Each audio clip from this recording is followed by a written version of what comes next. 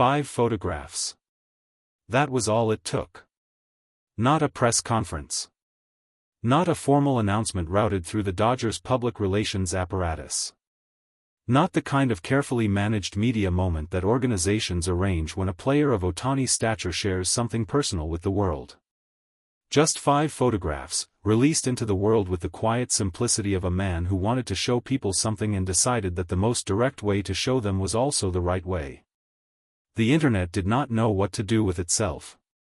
Within minutes, the images had moved across every platform that carries images, sports media, general news, the specific corners of social media where Ohtani's presence generates a gravitational pull that few athletes in any sport can match.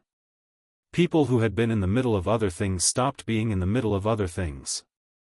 Captions formed and reformed as people searched for the right words and kept finding that the right words were, in most languages, some version of the same 3.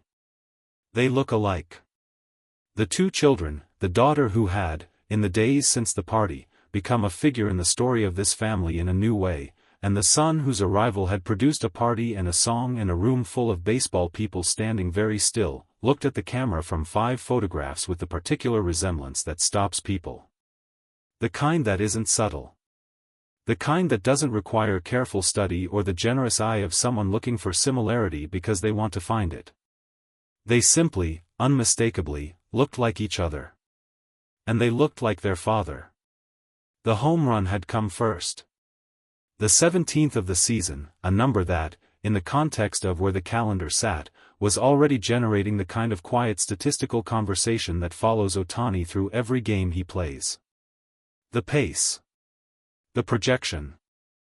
The question, asked with the specific combination of anticipation and reluctance that accompanies any attempt to set a ceiling on what he might do, of how far the number could go if the rest of the season continued in the direction the first portion had established. The home run itself had the quality that Ohtani's home runs often have, the quality of seeming both inevitable and impossible simultaneously. The pitcher had made a decision. The decision had been reasonable, defensible, based on the preparation that every pitcher brings to the specific challenge of facing him. And then the ball had left the bat at the angle and the velocity that those decisions produce when they encounter Ohtani in the particular state of readiness that has characterized his season. 179.4 km per hour off the bat. 127.2 meters. The stands. 17. He had rounded the bases with the unhurried quality that has become its own signature, not slow, not performed, not the kind of home run trot that announces itself as theater. Simply the movement of a man who has done this before and who understands, from experience, that the moment belongs to the crowd more than it belongs to him. The dugout received him. And then, hours later, came the photographs. The first photograph showed them together.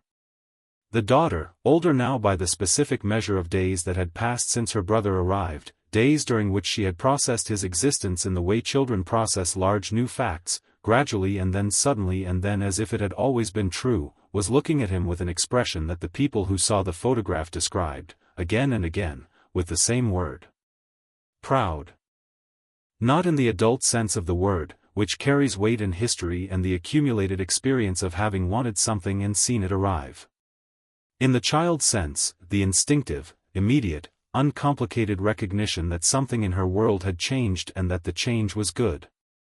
The second photograph was the one that produced the most responses. Side by side.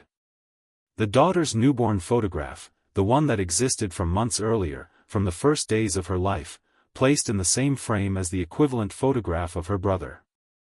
The resemblance, seen this way, was not something that required interpretation. It was simply there. The same arrangement of features.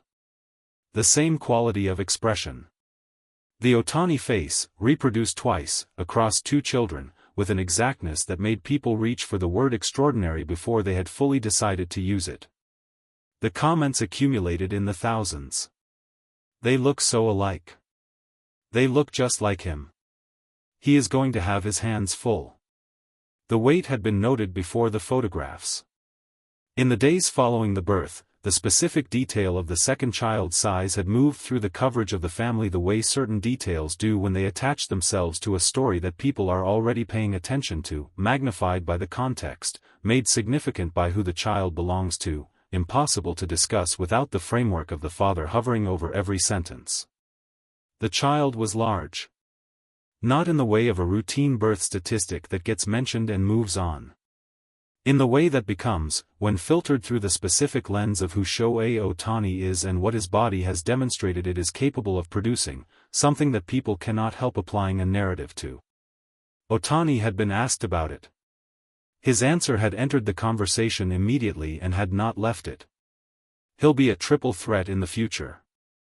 For words that did everything simultaneously, acknowledged the physical reality, deflected the sentimentality, wrapped the moment in the specific humor of a man who has spent his entire professional life defined by doing multiple things at a level that should not be possible, and who had looked at his newborn son and decided that the correct response was to project that same impossibility forward by 20 years.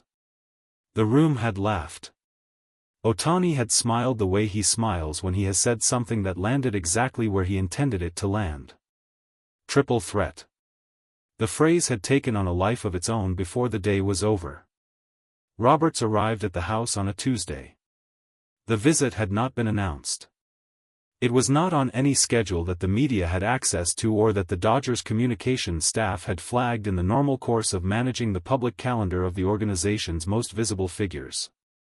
It was simply a manager going to see a player, except that the player was at home with a newborn son and a daughter who was still adjusting to the new architecture of her family, and the manager was carrying something. The gift had been chosen with care. The people present at the visit have been selective about the details, respecting the privacy of a moment that was always intended to be private, but what has emerged is consistent across the accounts. Roberts had not arrived with the standard expression of organizational congratulation. He had arrived with something personal. Something that reflected the specific understanding of a man who has spent enough time in proximity to Ohtani to know that the gestures that reach him are the ones that recognize both versions of who he is. The baseball player. The father. Roberts had sat in a room that was not a dugout or a press conference room or a manager's office.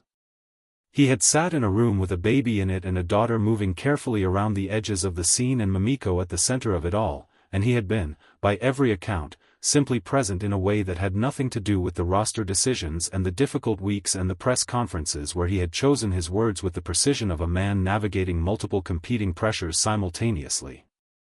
He stayed for an hour. When he left, the gift stayed behind. The GM's visit came separately. Also unannounced. Also carrying something.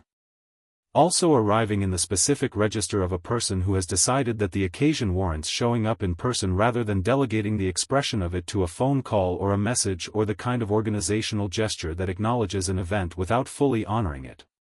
The GM had been the one, in the weeks preceding the birth, who had made the calls that reshaped the roster, the 5-for-1 trade, the permanent bans, the emergency call-ups, the accumulated decisions of a compressed and difficult stretch of days.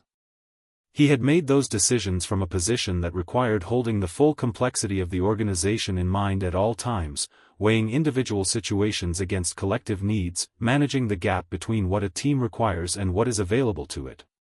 In Ohtani's home, none of that existed. There was a baby. There was a name. There were 5 photographs that had already made their way around the world. The GM looked at the child and said what people say when they are looking at a baby who carries an unmistakable resemblance to a father they know. He said, "He looks exactly like you." Ohtani had smiled. "Triple threat," he had said again. The GM had laughed in the way of a man who needed to laugh, who had arrived at a house carrying the accumulated weight of difficult weeks and found, inside it, something that cut through all of that completely. The 5 photographs stayed at the top of every feed for the remainder of the day. By evening, the 17th home run, the number that had led the coverage when it happened, that had generated the statistical conversations and the projection discussions and the careful analytical language of a sport trying to contextualize something it was still developing frameworks for, had become the secondary story. The photographs were the story. The resemblance was the story. The triple threat comment was the story. And underneath all of it, sustaining it, giving it the quality that made it move the way it moved through every corner of the sports world and beyond, was something simpler than any of the details that composed it. Shohei Ohtani had become a father for the second time. He had hit his 17th home run on the same day he shared 5 photographs of his children with the world. He had received his manager and his GM in his home and had made them laugh with 4 words that contained, in the way that the best things he says always contain, multiple truths at the same time. He had looked at his son, large, new, unnamed to the world for only a short time, and seen something worth projecting forward. Not a baseball player. Not a two-way player.